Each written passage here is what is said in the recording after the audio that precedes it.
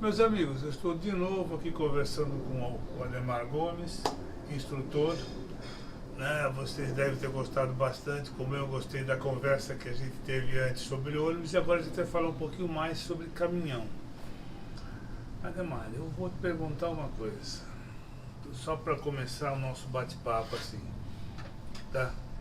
Como é que faz para se trabalhar quando você chega, né, para treinar ou para passar as coisas certas, quando você pega um profissional que não gosta daquela marca? Com razões ou não, mas o cara está acostumado com um determinado tipo de veículo, e como é que você faz para ele? Porque se ele quiser, ele pode destruir o caminhão, destrói a imagem ali e acaba com a brincadeira rapidinho. Pode acontecer isso mesmo, né? É mostrar para ele quais vantagens ele pode ter com aquele produto. É um produto novo, né? Então, tem que mostrar para ele os aspectos positivos, o que ele vai ter de vantagem, sempre valorizando a experiência que ele teve com outras marcas, mas mostrar que aquela também pode ajudá-lo, né? E trabalhar com uma chance que ele possa dar em operar aquele veículo. Mesmo porque ele também não teria muita saída, né? Mas tem uma coisa chamada, a gente quando trabalha com educação, trabalha com 3 objetivos. Os objetivos afetivos, os cognitivos e os operacionais. Tá certo. Tá? Os afetivos é fazer com que ele goste. Os cognitivos é fazer com que ele conheça. E os operacionais fazer que ele trabalhe com a melhor habilidade possível aquele lá.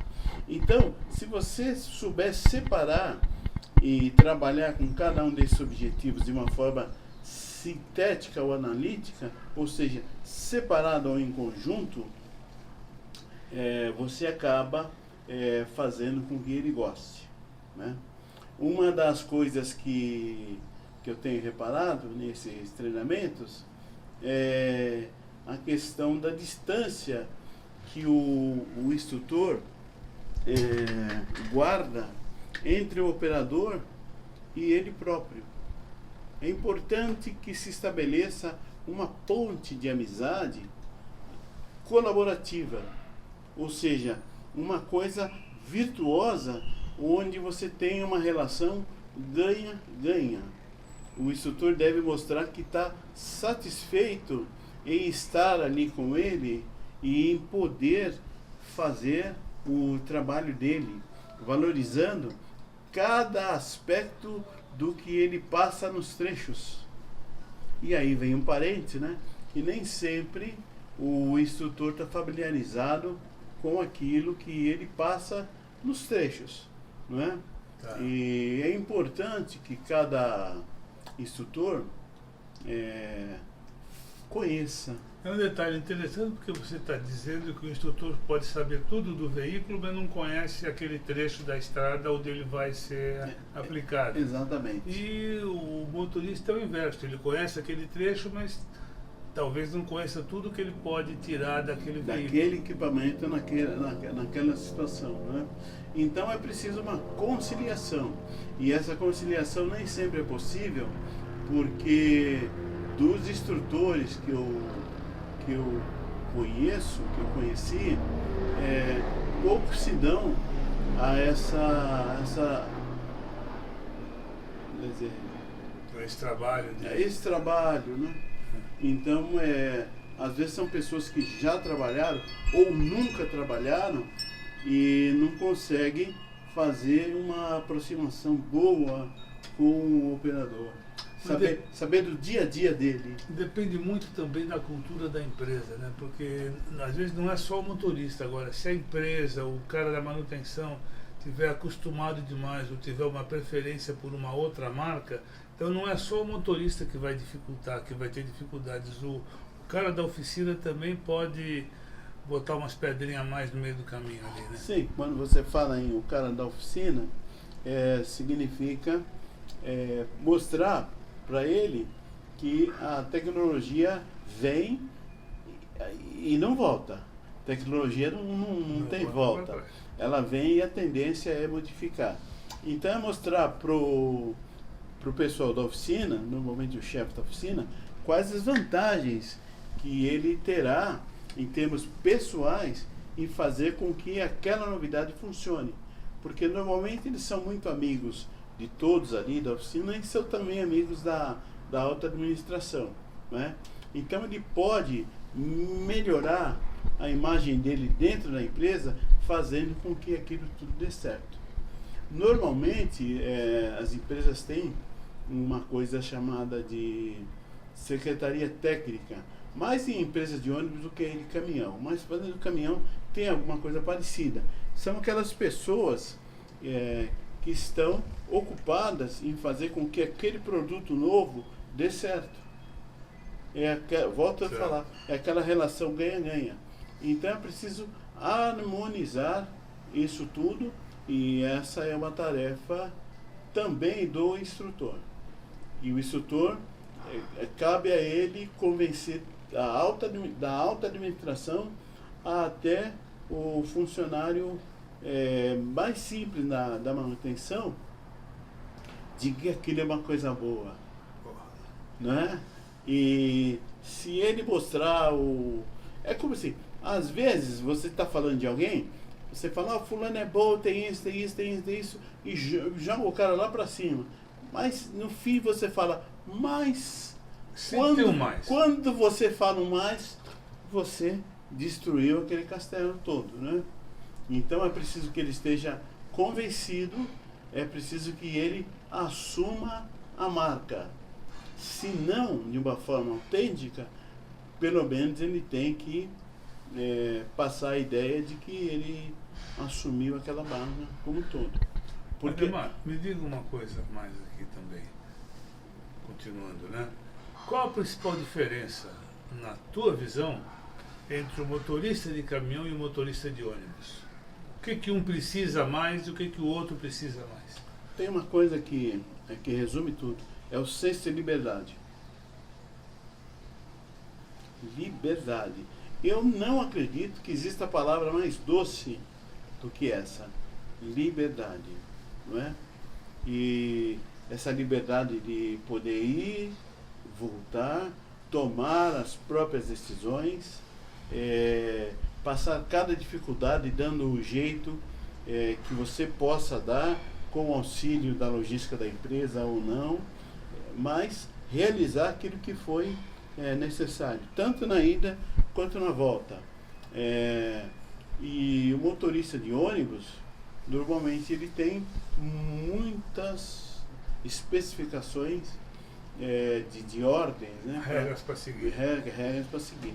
Dificilmente um motorista de caminhão se dá bem no urbano. E quando dá, é porque ele está fazendo aquilo em função da família. Porque muitos se cansam de ficar longe da família. Ele resolve uma hora que o lugar dele voltar todo dia é para casa. E se ele enfiar isso na cabeça, ele vai fazer qualquer coisa para conseguir realizar isso. Tá? Por isso é que a família é importante. Para você ter uma ideia, como eu trabalhei em seleção de motoristas, de caminhões também, normalmente quando estava na fase das entrevistas, de integração e tudo mais, eu costumava chamar a família. Você tem esposa? Tem filho? Tem. Dá para você trazer eles aqui? Dá. Então eu vendia a empresa para a família. Porque se o cara, para dar um exemplo simples, se o cara usa um uniforme, eu já vou passar a ideia para a esposa do que ela precisa fazer. Normalmente ela que cuida, né?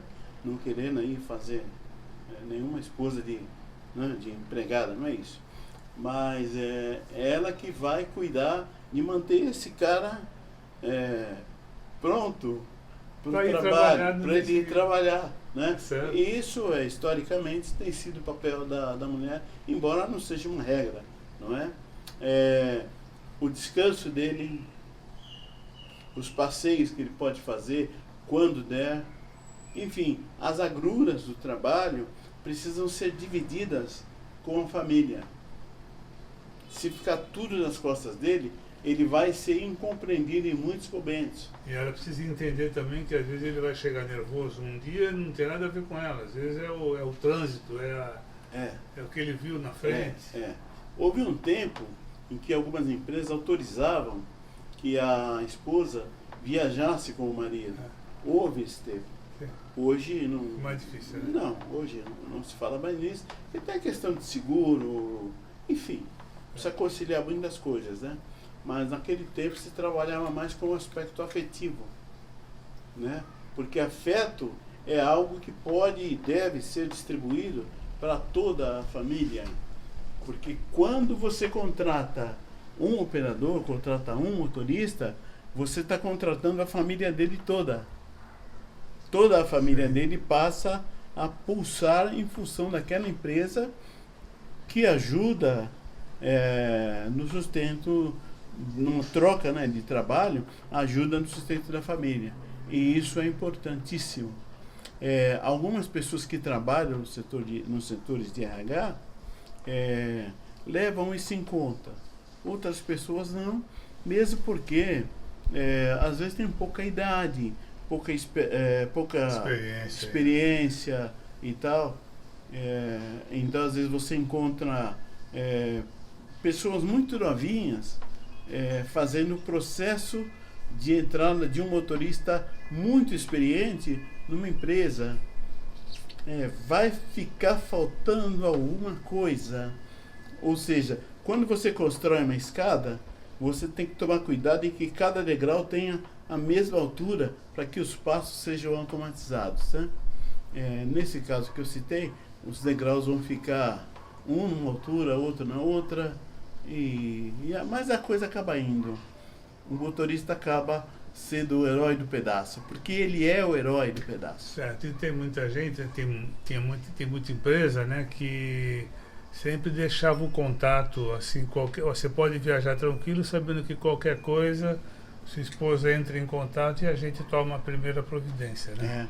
Era o que depois veio a ser chamado de serviço social. Serviço social. Qualquer coisa que a família precisava, a empresa já ia lá e atendia, porque sabe que o seu operador está ocupado, está lá fora, longe, né? Tá longe. E às vezes ele precisava nem ficar sabendo naquela hora de tudo que está acontecendo, né?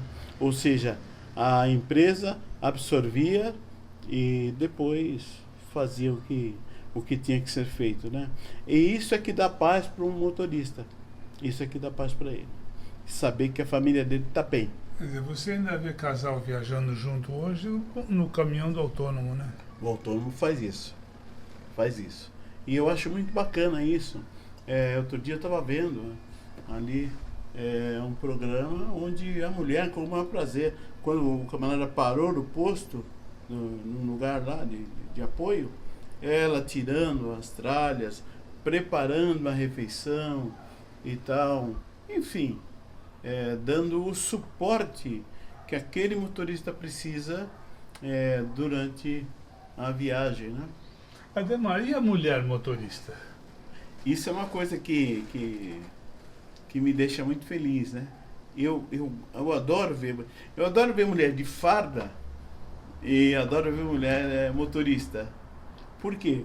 Porque elas mostram que elas podem trabalhar em todas as áreas.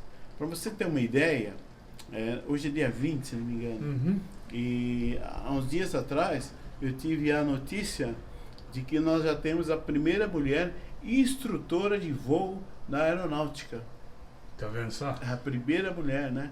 Então eu até fiz um recadinho para ela, que a nossa primeira Top Gun, e que ela não fique só no Tucano, porque ela está instruindo voando Tucano, né? E que ela faça voo cada vez mais altos e que torne essas pessoas os próximos Fernão Capelos Gaivotas. Não sei se você conhece. Conheço. Então, que voem como se fosse o Fernão Capelo Gaivota, né? Suba e desça com suavidade. E é muito bom saber que uma mulher está trabalhando com isso, né? E é muito bom também ver as mulheres trabalhando nas estradas. Embora eu encontre algumas coisas que eu acho exageradas, né? Eu não vou citar nome, mas tem algumas que estão usando essa habilidade e esse conhecimento para fins de promoção pessoal, colocando inclusive famílias para um lado que eu não acho muito bom. Porque a célula básica da sociedade é a família.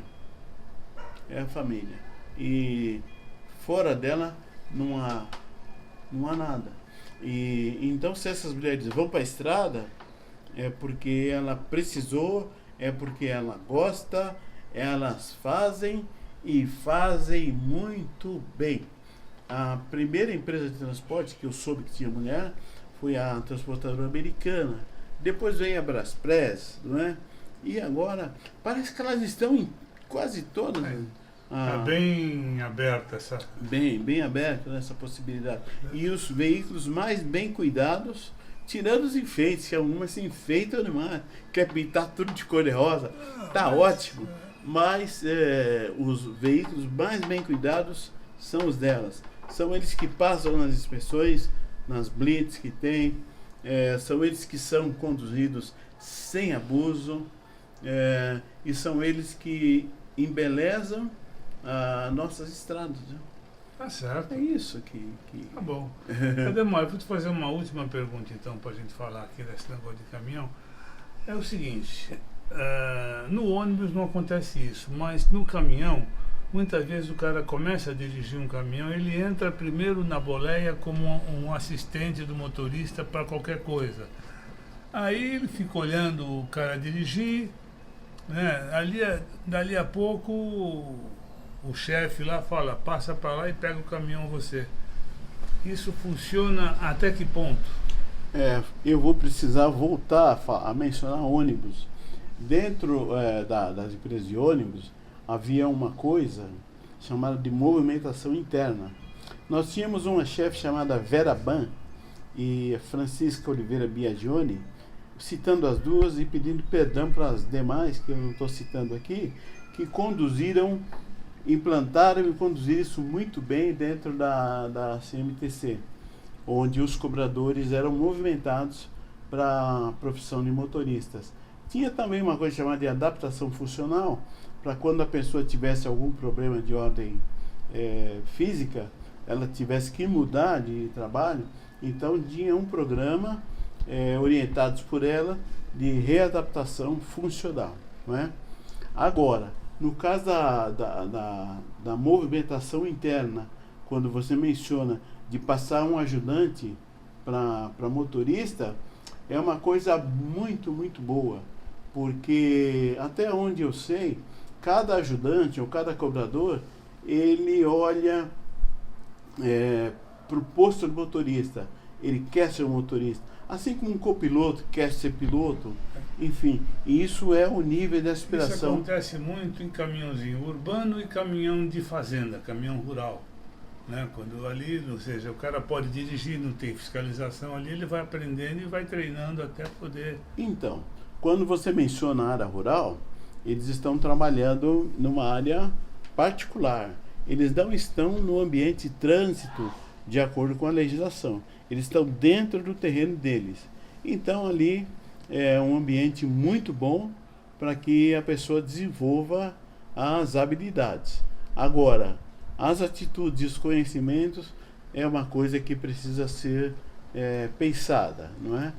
Mas voltando à ideia, à pergunta original, é muito bom que isso aconteça, porque normalmente quando um chefe vai e começa a estimular alguém para ser motorista, ele também vai passando dicas muito boas para que esse camarada venha a ser um bom motorista. Ele já está de olho ali no... E se tornam ótimos motoristas pela gratidão, pelo nível de aspiração atendido, pela possibilidade de ganhar mais e pela possibilidade de realizar sonhos e ser feliz.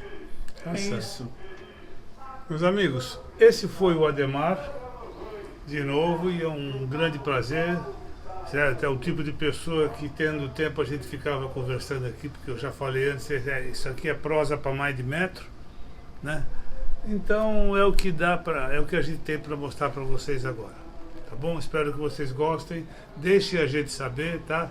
Quando terminar de assistir aí, você faz aquela marquinha, marca no sininho, faz tudo aquelas coisinhas que a gente fala sempre aí para vocês marcarem e distribuir, passar para frente, tá bom?